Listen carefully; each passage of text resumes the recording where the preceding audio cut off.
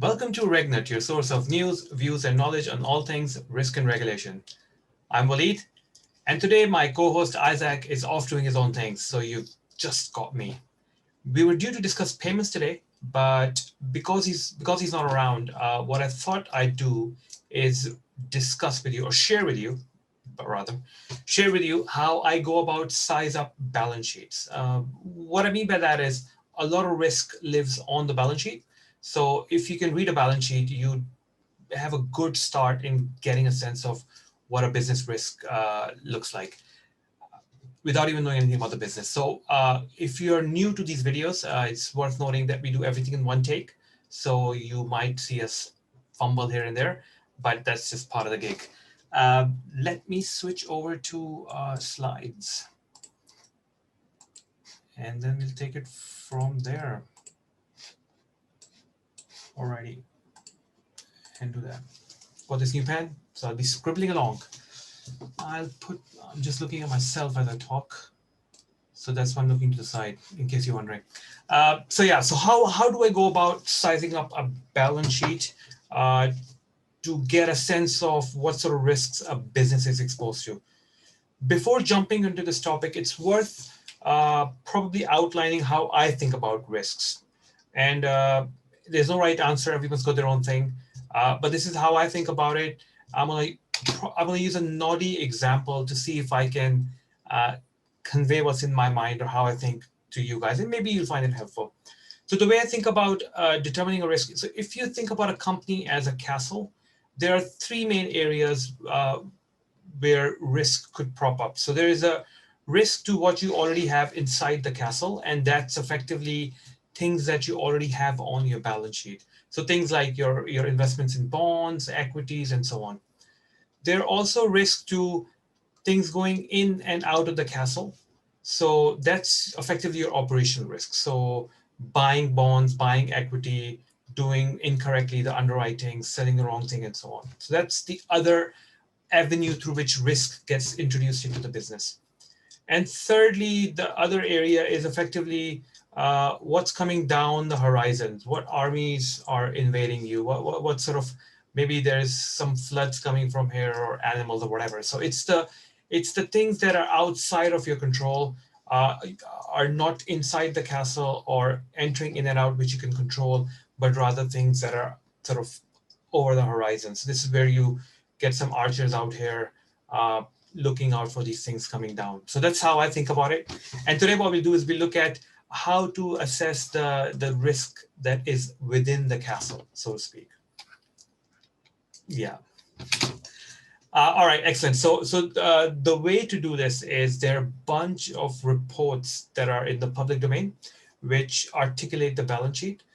You've got the International Financial Standards, which I guess provides a consistent approach to disclosing balance sheets across countries. You've got local GAAP, so UK GAAP, French GAAP, German GAAP, so on. That's effectively, if you're looking at a particular region only, then you'd say, look, I'm looking only French companies or UK companies. I look at the local GAAP because all companies would report on local GAAP basis. And then you have the regulatory bits, which is a report you do for the regulator. And again, regulator wants to normalize these reports coming from different companies who may have different approaches. And having been a regulator and developed some of these reports, I just love Solvency II reports. So today we'll just discuss how I personally go about looking at the Solvency II reports, more specifically the SFCR, the Solvency and Financial Condition Report, to size up a business, to see what sort of risks they may have.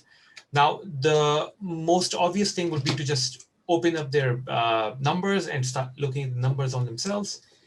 And the problem with that is it's just too many numbers. So I've got an example here for RSA.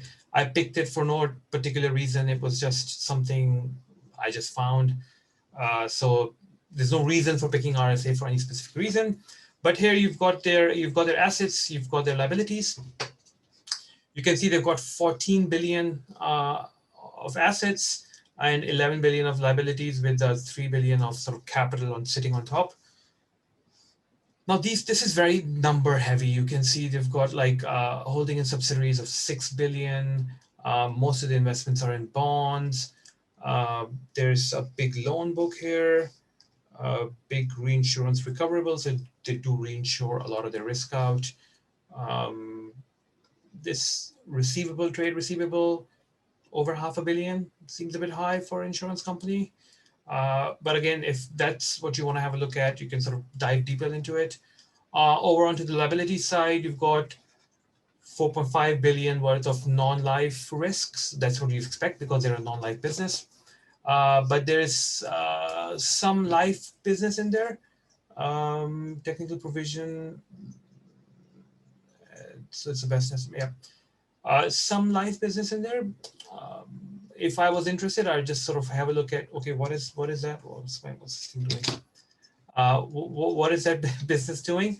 But a big book here. It looks like a financial liability to credit institutions, 4.6 billion. That's a big number. And then the trade payable look high as well. Now, you can certainly look at these numbers this way, and I personally don't like it because you kind of get lost in the numbers.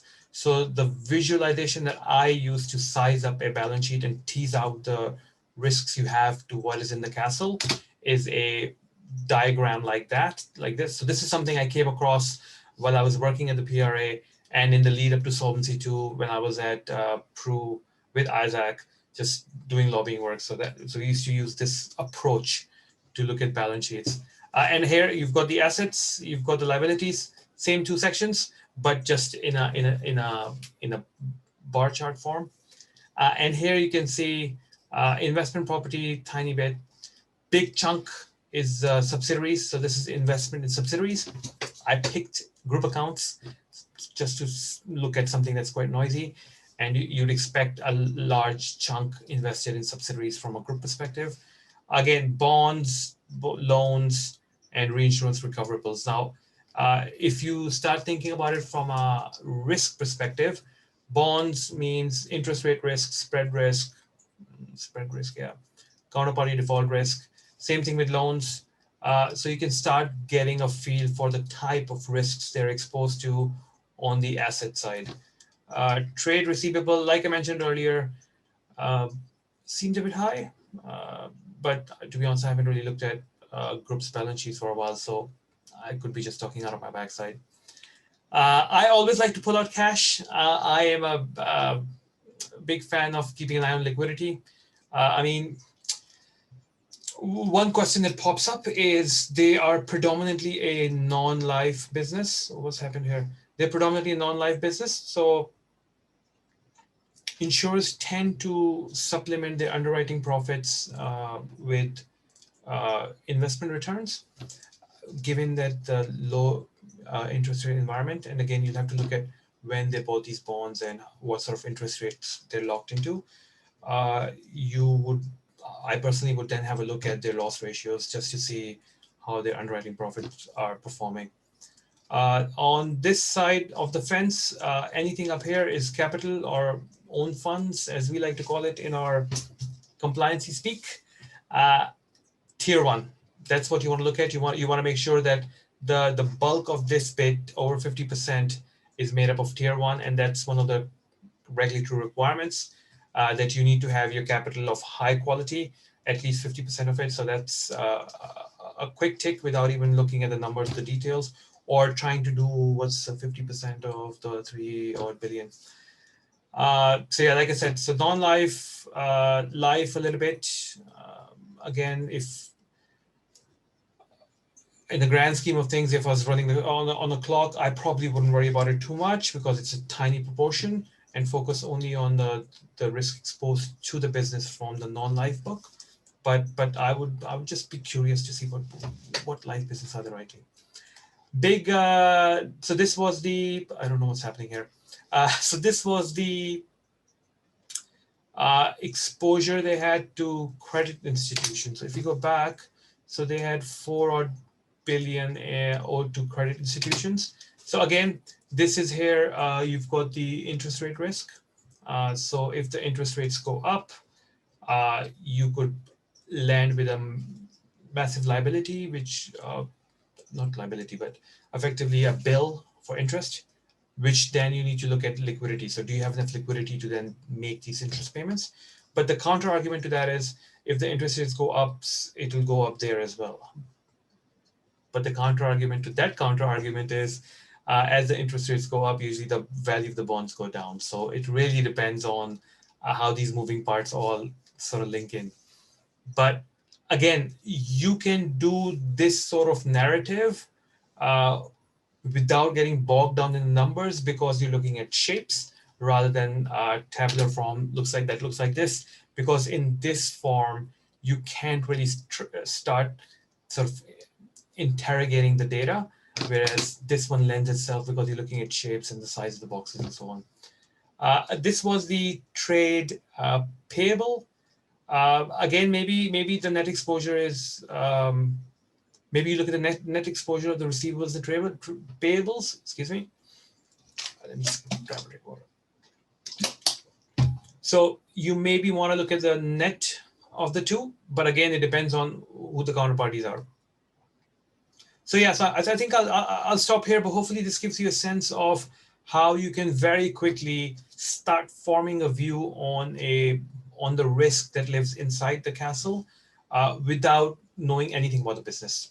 Because now I've got a bunch of hypotheses that I can then go into the details of the accounts and some of the more detailed templates and start exploring, okay, so what does that look like? For instance, one thing I would want to look at is what's their loss ratios here? How are they loss ratios and combined ratios? So loss ratios effectively how much money are they making on this book of business, and then combined ratios, it includes expenses as well to service that book of business. Cool. I'll stop here. Hopefully this gets you to a place where how I think about things.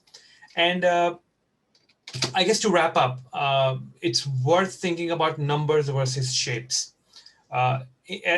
When you're looking at pure numbers, you have to go through a two-step process. One is to digest the information, and two is to then make sense of it. So there's a cognitive load that says, okay, this number means it's 4:59. It's about home time. Whereas in a shape approach, I can be at the other end of the room, and I know that if it's that shape, it's around 10-ish. Doesn't have to be spot on. If it's that shape, it's 3-ish. So your cognitive load significantly reduces, and you can then, it frees up your headspace to think about other things or contextual things, if that makes sense. So I know that a lot of sort of the rockets or the cockpits in planes or even in cars, although they have the capability of showing digital numbers all over the place on digital screens, they still opt for an analog view of the digital information. And largely that's because it's to reduce the cognitive load for the pilot, the driver, because they've got multiple other things going on. So, the typical speedometer, you know that if you are here, you're about to get a fine on a motorway. Over here, okay, take it easy. So so you almost with practice recognize where things need to be and get a feel for it. I'll stop rambling here, but hopefully that's helpful, and this helps you think about how you would go about analyzing a spreadsheet or sizing spreadsheet. How do you go about sizing up a balance sheet? It is a very good tool to very quickly get a sense of what the business risk profile is without speaking with anyone. Build up your own hypothesis. So before you go start talking to people, and then you start validating them, and you might find that, you know what, you had the wrong end of the stick, but that's okay. But at least you went to the table with a list of things or preconceptions, which you then corrected. So I find it a lot more productive than just looking at the numbers or just completely ignoring them. It's often surprising how many risk folks don't even know about this data just because finance is pushing them out. I think people should be familiar with and comfortable with playing around with this data. because it just gives you a lot more information from other parts of the business that you may not otherwise interact with. Excellent. I think we'll just call it a day for this video. Hopefully next video, hopefully next week, Yeah. Hopefully next week, Isaac's more available so we can have a chat about payments and what we make of their risk and regulatory landscape for all the payments companies that are popping up. Excellent. Have a good weekend, folks, and see you next week.